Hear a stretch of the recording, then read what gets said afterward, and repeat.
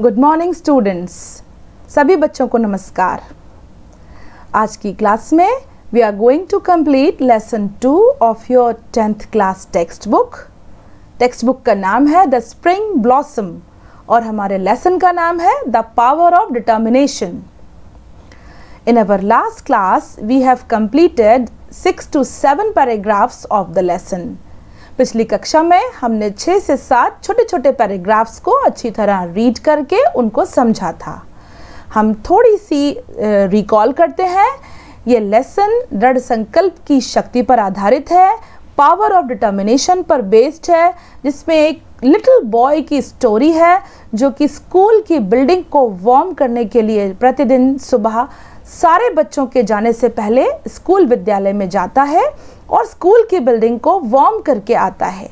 But all of a sudden once he was engulfed with the flame, एक दिन अचानक वो आग की लपटों में घिर जाता है एंड गॉट सीवियर बर्न्स, और उसको जलने के घाव हो जाते हैं। And when he was hospitalised, जब उसको अस्पताल में ले जाया जाता है, he heard his mother talking with the doctors, अपनी माँ को डॉक्टर से बात करते हुए वो सुनते हैं और डॉक्टर उनकी माँ से कहते हैं that he would surely die, कि वो मर जाएंगे, वो जी नहीं पाएंगे। लेकिन ऐसा सुनकर that little boy made up his mind that he would survive, वे छोटा सा बालक अपना मन बना लेते हैं कि वो जी कर बताएंगे। And again the boy heard the doctors talking to his mother. फिर से दोबारा डॉक्टर्स और उसकी माँ को वो क्वाइटली चुपके से बात करते हुए सुनते हैं that the doctor says that anyhow he is able to survive but he would never walk. वो जी तो गए हैं लेकिन वो चलने में कभी भी कामयाब नहीं हो पाएंगे। And the moment he heard this, जिस क्षण वो ये सुनते हैं, he made up his mind that he would walk, कि वो चल के बताएंगे, वो दौड़ के बताएंगे। आगे के लेसन में हमने ये देखा कि he was released from the hospital, घर लाए जाते हैं। His mother massaged his little legs, उनकी माँ उनकी टांगों की मालिश करती हैं।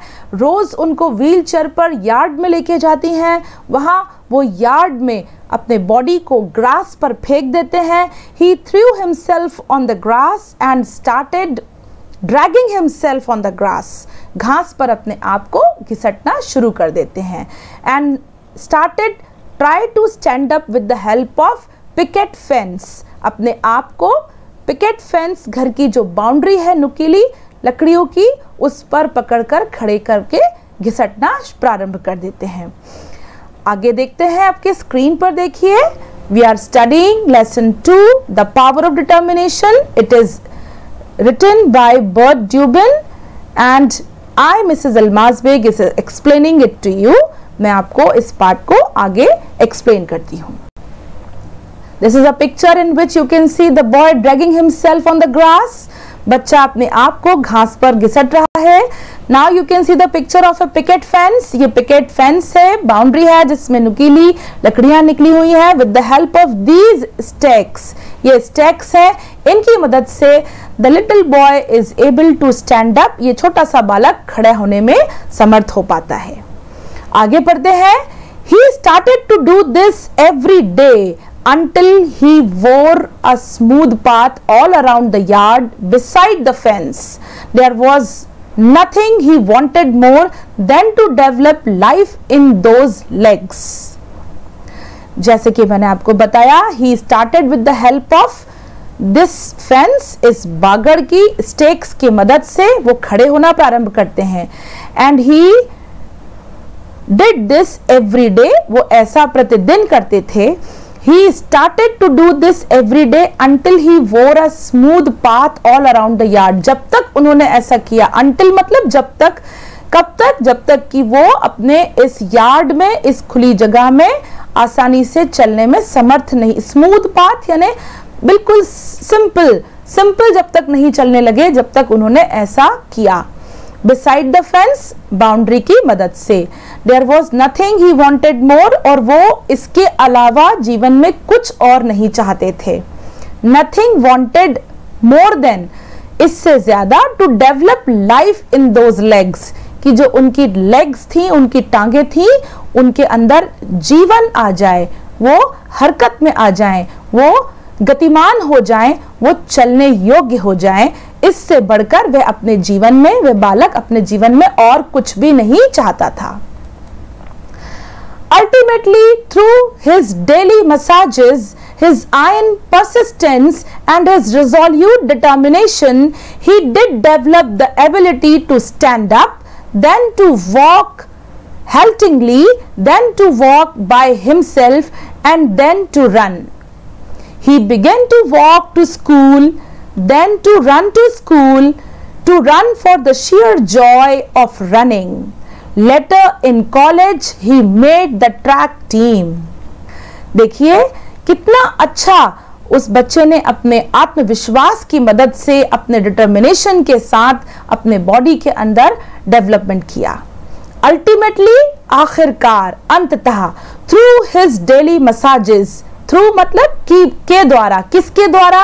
हिज डेली मसाजेस, यानी जो उसकी माँ उसके बॉडी के लोअर लिम्स का प्रतिदिन मसाज किया करती थी, मालिश किया करती थी, इसकी मदद से हिज आयरन परसिस्टेंस, आयरन यानी लोहे का, और परसिस्टेंस यानी दृढ़ संकल्प, लोहे के समान जो दृढ़ संकल्प की शक्ति उनके अंदर थी, उसकी मदद से, एंड हिज रिजोल्यूट डिटर्मिनेशन, और उनका जो दृढ़ निश्चय था उसकी मदद से, ही did develop the ability, he did develop यानी वह उत्पन्न कर पाए, और डिड डेवलप यानी कर ही पाए, he did develop the ability to stand up, वे अपने अंदर खड़े होने की क्षमता को डेवलप कर पाए, देन टू वॉक हेल्टिंगली, और जब वो स्टैंड होने लगे, खड़े होने लगे, तो वो वॉक करने लगे, किस प्रकार से?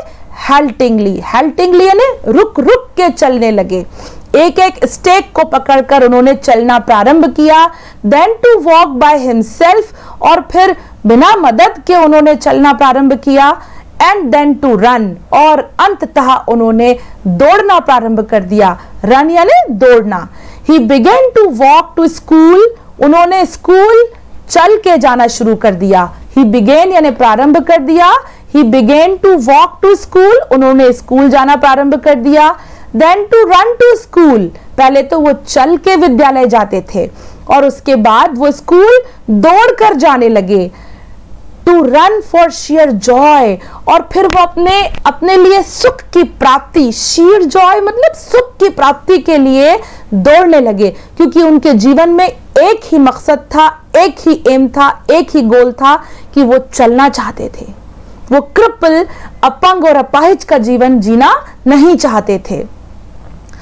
और फिर उन्होंने लेटर यानी बाद में, इन कॉलेज, जब स्कूल की पढ़ाई पूरी होने के बाद उनका एडमिशन कॉलेज में करवाया गया, he made the track team, उन्होंने ट्रैक टीम जो है वो बनाई, और उसमें उन्होंने दौड़ने का अभ्यास प्रारंभ कर दिया। ट्रैक टीम यानी जो बच्चे एथलेटिक्स में भाग लेना चाहते हैं, 100 मीटर, 200 मीटर, 400 मीटर, 800 मीटर और भी इसके आगे, इस प्रकार के एथलेटिक्स के अभ्यास के लिए ट्रैक टीम उन्होंने अपने कॉलेज के लेवल पर बनाई।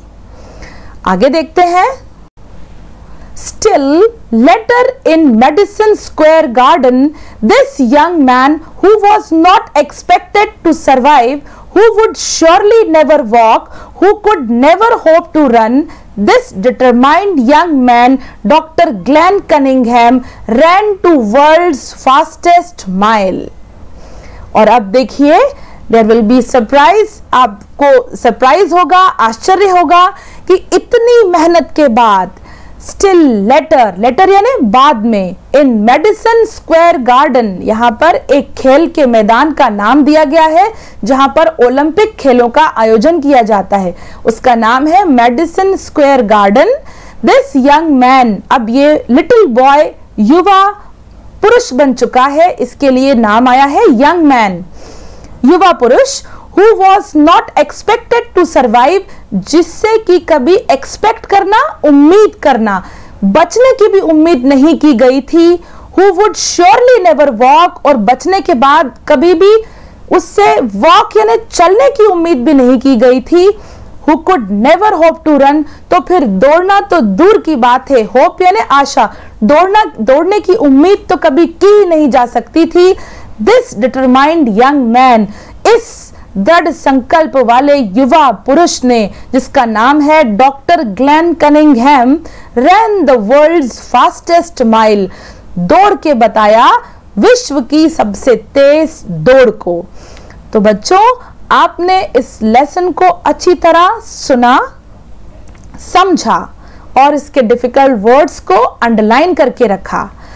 किस प्रकार ग्लेन कनिंघम 8 इयर्स की एज से लेके फाइनली कॉलेज तक और उसके बाद वर्ल्ड के फास्टेस्ट माइल रनर बनने तक अपने आप को प्रैक्टिस करते रहे। अपनी उस क्रिपलनेस से बाहर निकलने के लिए आपको अपनी लाइफ में इसको अपनाना है। You are in the 10th class, now you have to fix a goal in your life and try to achieve that goal as Glenn Cunningham tried in his life। जिस प्रकार ग्लेन ने अपने जीवन में अपने गोल को अचीव करने के लिए प्रैक्टिस की, मेहनत की, आपको उसको अपना लाइफ में गोल को सेट करके उसी प्रकार उसके लिए हार्ड वर्क करना है, मेहनत करना है, उस गोल के लिए डिटरमाइंड रहना है और फाइनली सक्सेस को प्राप्त करके बताना है। तभी दम लेना है जब तक कि सफलता आपको नहीं मिल जाती। देखिए, बर्ट ड्यूबिन ने इस लेसन को आपके लिए लिखा है। अगली स्लाइड में आपके लिए एक छोटा सा वीडियो है जिसमें आप देखेंगे कि किस प्रकार ग्लेन कनिंघम, ये रियल वीडियो है जो उनकी फाइनल रेस को दिखा रहा है जिसमें उनको ओलंपिक में मेडल मिला था। Please have a look of this video.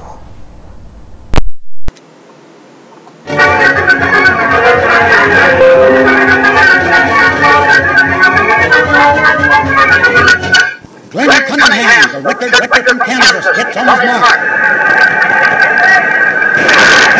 In the 1,000-yard feature race of the Nike Columbus Games in New York, the pacemaker is Graham Dawson, but watch Cunningham running a close second right on the heels of the leader. And there he goes, whizzing by Dawson like a shot from a gun, a human running machine slipping along in portal style. Just see that rhythmic stride, as tall as in the mile, but speeded up to meet the faster tempo of this 1,000-yard run. Cunningham seems to be winning away with the race. Way out in front, he's opened up a 10-yard lead. But look, who's that coming up in second place? It's Chuck Hornbostel of Indiana. The Hoosier star is going to speed and stand against the king from Kansas. कोई सोच तो नहीं सकता कि किस तरह वह इस रेस को जीत के बताएगा। Into the left they go, almost elbow to elbow, with Cunningham gallantly standing off Hornbostel's final challenge. Look at them sprint.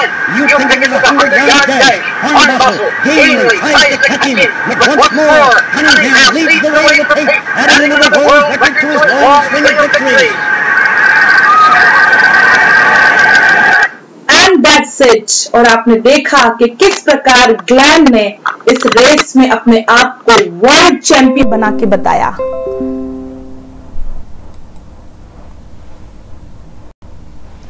अब आपके सामने इस लेसन के कुछ डिफिकल्ट वर्ड्स और उनके मीनिंग है। आपको मैंने पहले भी बताया था कि आप नोट करके रखेंगे ताकि आप आसानी से इनके अर्थ अपनी नोटबुक में लिख सकें। The first word is pot bellied, इसको मैंने चित्र के माध्यम से भी समझाया है। Having a large stomach that sticks out, बड़े पेट का होना, दैट इज पॉट बेलीड। अब इसके आगे स्टोव शब्द लग जाएगा, तो बड़े पेट के आकार का स्टोव जिसको कोयले से जलाया जाता है। एंगल्फ, एंगल्फ शब्द का अर्थ है टू सराउंड और cover somebody completely. To surround यानी घेर लेना, पूरी तरह से ढक लेना, जो मैंने आपको एक पिक्चर के थ्रू भी समझाया था। That the school building was engulf with the flame, school की इमारत पूरी तरह से आग की लपटों से घिर चुकी थी। Now the next word is फेंट। फेंट शब्द का अर्थ है that can not be seen, heard और स्मेल्ट, अदृश्य हो जाना। जब हम अनकॉन्शियस हो जाते हैं उस कंडीशन में हम फेंट हो जाते हैं, जब हमें कुछ भी दिखाई सुनाई नहीं देता। Next word is doom. Doom शब्द का अर्थ है to make somebody certain to fail, die etcetera. certainly about a terrible event, दुर्भाग्य या मृत्यु। यहाँ पर बॉय की कंडीशन के बारे में मदर से कहा गया था, तो उसका दुर्भाग्य बताया गया था, that is doom. Now next word is cripple. Cripple का मतलब है a person who is unable to walk or move normally because of disease or injury. अपाहिज, अपंग, ऐसा व्यक्ति who is not able to walk, जो कि अपने आप से चलने में असमर्थ है या तो किसी डिजीज, बीमारी या फिर इंजरी, चोट के कारण। Next word is motor. Motor का मतलब है connected with movement of the body that is produced by muscles connected with the nerves that control movement. यहां पर शारीरिक गतिशीलता से संबंधित है ये शब्द, क्योंकि बॉय के lower part of the body में मोटर एबिलिटी नहीं थी, वह गतिमान नहीं था, उसमें कोई हरकत नहीं थी, कोई मूवमेंट नहीं था। Next word is dangle. Dangle का मतलब है टू हैंग, लटका हुआ, यानी जिसमें जान नहीं हो। नेक्स्ट, टू हैंग और स्विंग फ्रीली, झूलना, लटकना। Next word is confine. Confine का अर्थ है to have to stay in bed, बिस्तर में रहना, इन अ व्हीलचेयर या फिर बेड एटसेट्रा। बिस्तर अथवा पहिए वाली कुर्सी पर ही रहना, जो कि उस लिटिल बालक के साथ हुआ था। Next word is picket fence. Picket fence का अर्थ है a piece of wood that is pointed at the bottom so that it can be fixed in the ground, especially as part of a fence. मैंने आपको picture के through भी इसको explain किया है। पिकेट फेंस क्या होती है?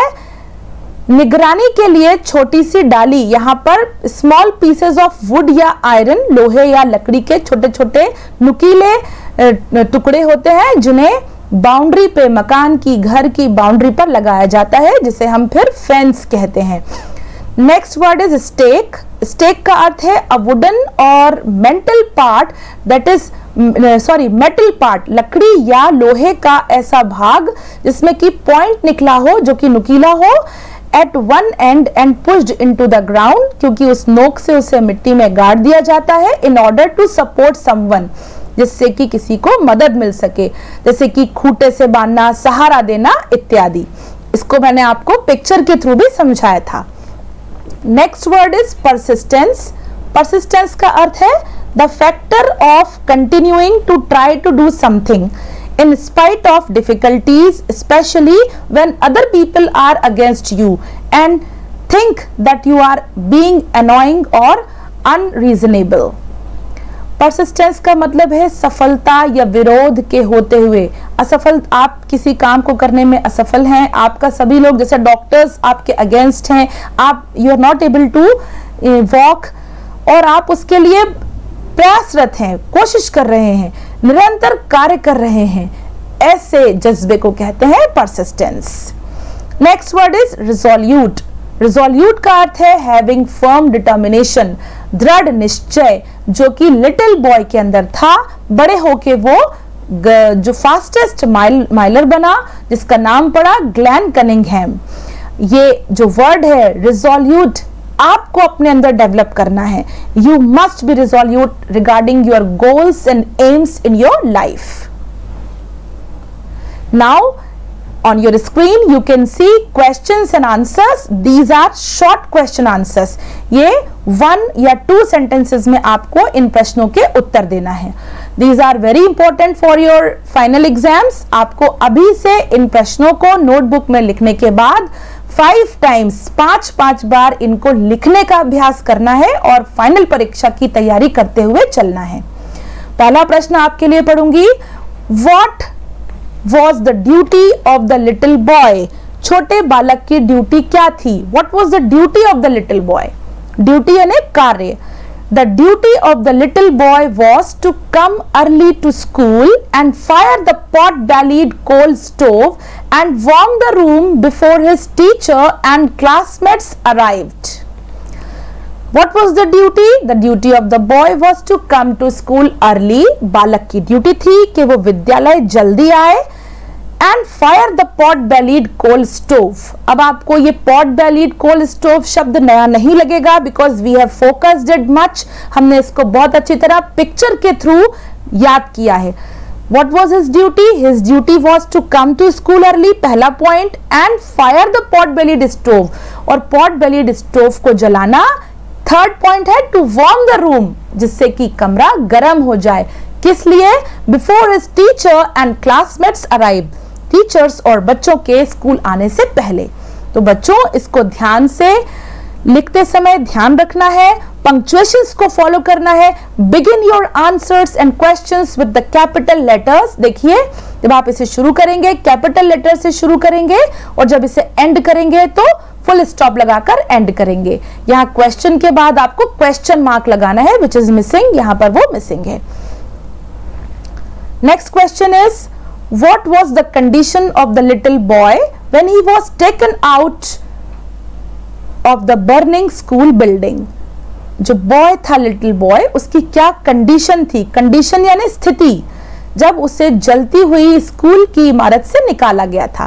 What was his condition when the little boy was taken out of the burning school building? He was unconscious. ये जो शब्द है अनकॉन्शियस यानी बेहोश, बच्चा बेहोश था, and more dead than alive, और जीवित से ज्यादा डेड था, मृत था।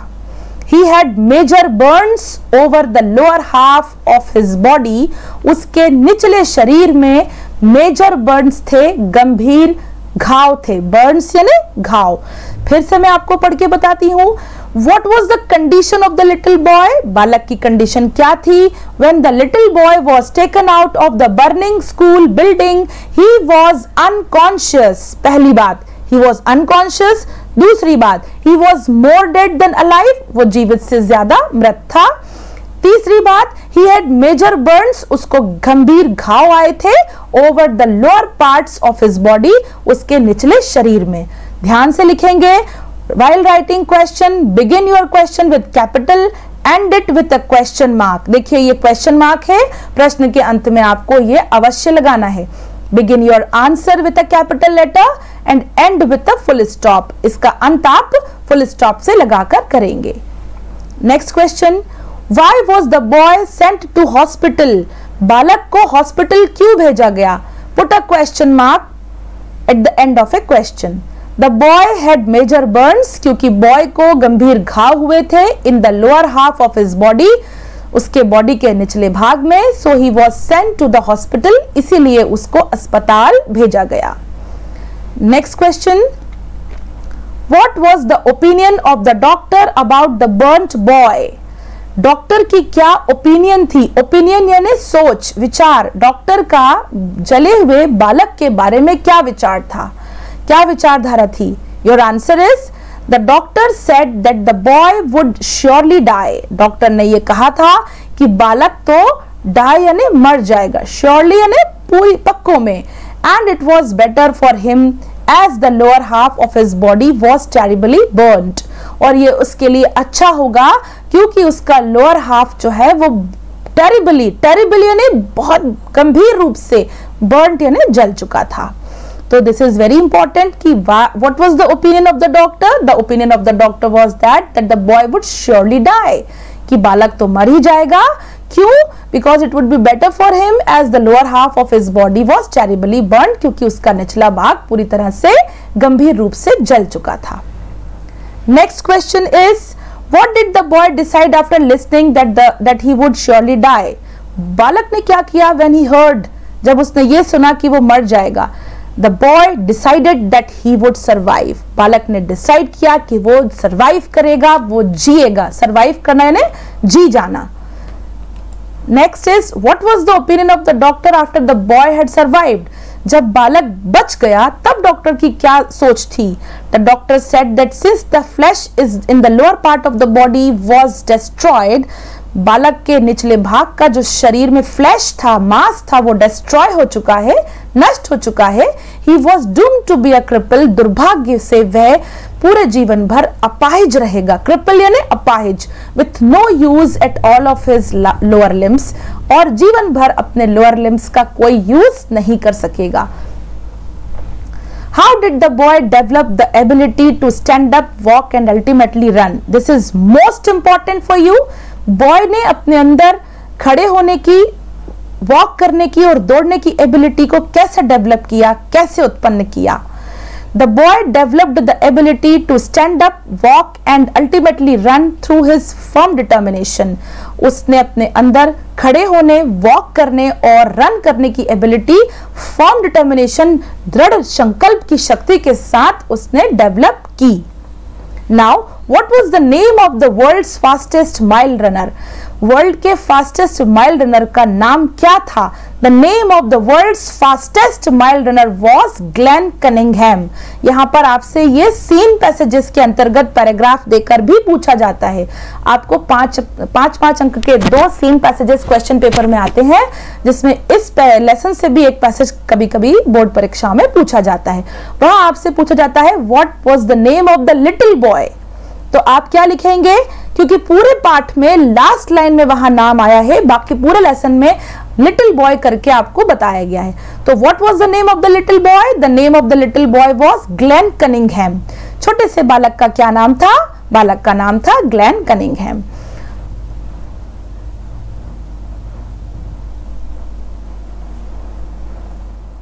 तो बच्चों, आपने देखा कि किस प्रकार हमने रीडिंग की प्रैक्टिस की.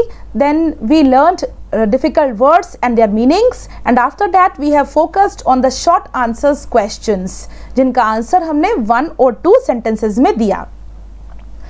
What I hope, मैं आपसे क्या आशा करती हूँ, that you have to write the difficult words first in your text notebook. पहले आप अपनी नोटबुक में लेसन 1 कंप्लीट करेंगे, उसके बाद लेसन 2 की हेडिंग डालेंगे, डेट डालेंगे, and after that you will write the difficult words and their meanings in your notebook. After completing the difficult words and their meanings, you will note down the questions and answers, short questions and their answers in your notebook. Short question और उनके answers लिखने के बाद you will take the photo in your mobile. आप अपनी notebook का photo mobile में लेकर आपके स्कूल के डीजी ग्रुप्स में, डीजी लैब ग्रुप्स में आप उन फोटोज को शेयर करेंगे, and your subject experts of your school will check your notebooks. आपके स्कूल के सब्जेक्ट एक्सपर्ट्स आपकी नोटबुक को चेक कर आपका मार्गदर्शन करेंगे. If you have any problem related to the lesson और क्वेश्चंस एंड आंसर्स और anything, please consult your school teachers. आप अपने स्कूल के टीचर्स से कंसल्ट कर सकते हैं. आप उनको वॉइस नोट भेज सकते हैं, आप उनको कॉल कर सकते हैं, और वो आपके जो डाउट्स हैं उनको क्लियर करने में आपकी मदद करेंगे. आज की क्लास में इतना ही. In our next class I will meet you again. Till then, good bye.